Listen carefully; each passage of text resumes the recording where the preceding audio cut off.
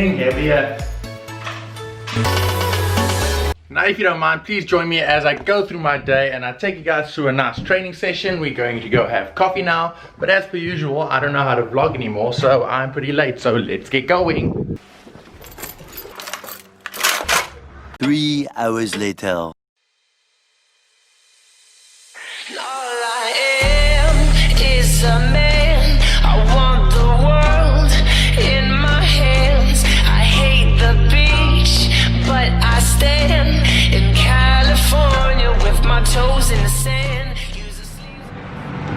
Alright ladies and gents, so I lied. I didn't film the coffee. I didn't film going to Bay West.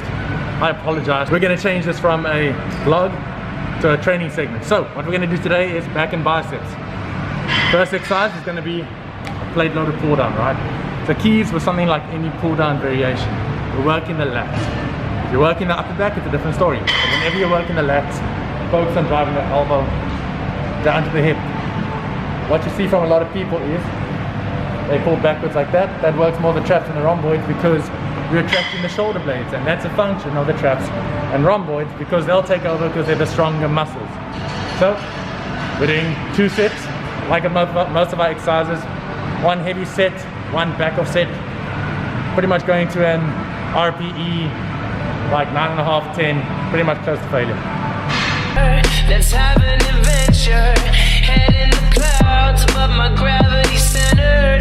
Touch my neck and I'll touch yours.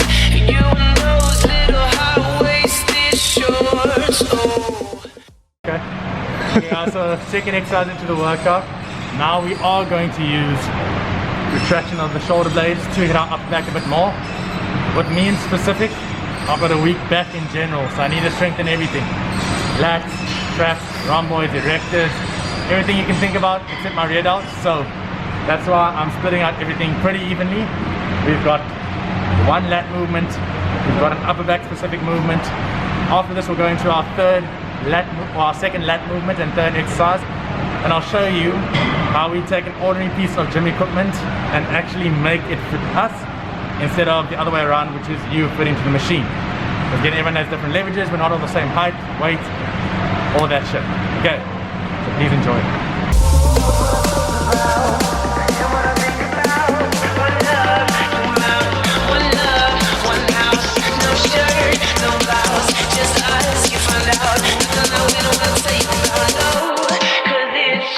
So now that we've got the back warm, there's a lot of blood in it, the biceps, the shoulders are all good.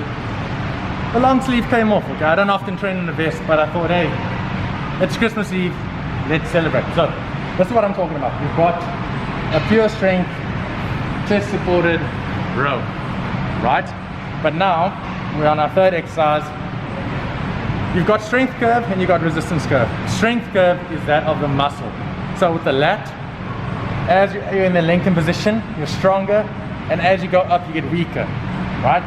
The strength curve on a machine like this is pretty constant because the axis of rotation just makes the weights go up and down like that, right? So it works more in a vertical plane. So what we do is, instead of coming here and rowing back, again, we wouldn't be able to get the muscle completely short.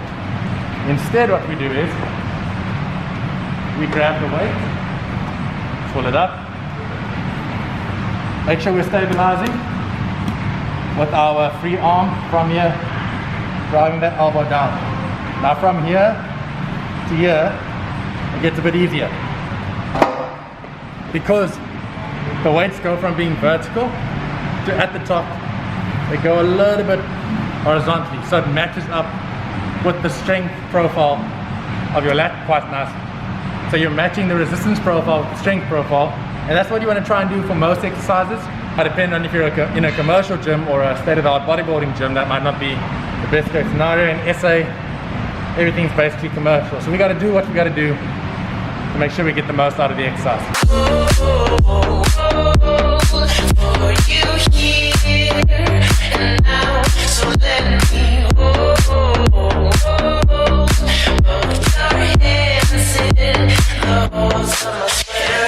Okay, so what we're going to do to end up back is we're going to use a bit of an intensity technique.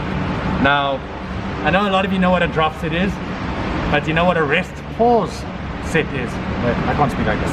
You know what a rest pause set is. So what you're going to do is pick a weight that you can get about between 10 and 15 reps with, right? We're going to do a cable row.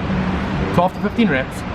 Then what you're going to do is go to failure in that rep range, rest. Don't unstrap, because again we're doing back, so we need to stay strapped in. Don't unstrap. Count for about 8 to 15 seconds. Go back, go to failure again. The reps should drop. If you're going heavy enough, the reps will drop down, right? Do reps to failure, drop it down again, and then you're going to do the same thing one more time. So you would have done exactly 3 sets in the time that it takes you to do 1 set. That's called a rest pause, and I like it better than a drop set because the amount of volume you get and the amount of effective volume you get is a lot higher, right? Because what happens is when you do a drop set, you go straight into the next set without being able to compose yourself, and that's usually when the other muscles take place and they take over. So not the best thing in the world, guys. So this one I like a lot better. You get a lot more volume and a lot more effective volume. So this is how we do it.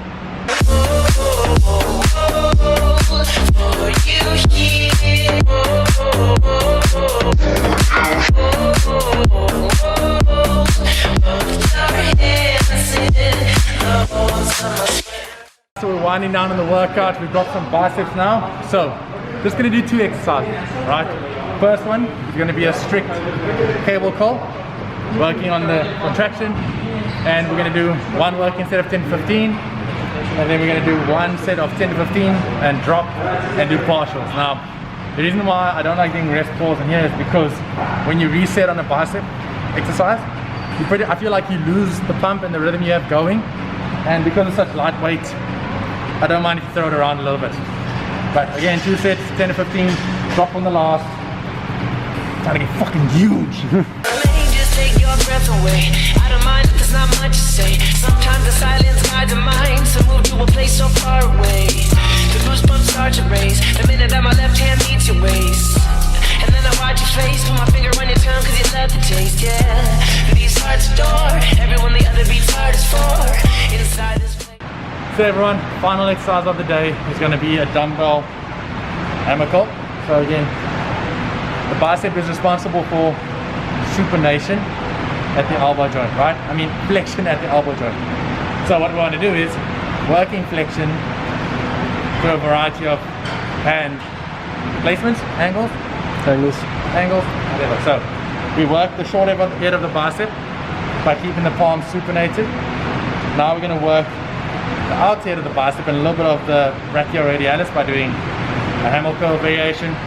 If your biceps are really lagging, I do suggest maybe throwing in a pronated curl, but otherwise that's a pretty rounded bicep workout. My brain is fried, I'm hungry as shit. Again, it's Christmas Eve and I just want to eat. Okay. And just like that, we finished an awesome back and bicep session. No rear delts. Our delts are pretty good. Back is something that I'm really going to absolutely demolish in the off season. When we step on stage in 2022, is it 2022? Yeah. You're gonna see the package we're gonna bring. Okay, now we're gonna get some food and chill. And just like that, ladies and gents, the video is finished. Please don't forget to give this video a like, comment down below what videos you wanna see in 2021. I am committing to at least 1 video a week. If I don't upload, then I'm sorry. But anyway, guys, thanks so much for sticking with me, even though I'm taking these random breaks. But don't worry, more content's going to be coming. Educational, fun, vlogs, topics, anything you can think of, we're going to do it. So again, thank you guys so much, and I'll see you all in the next video.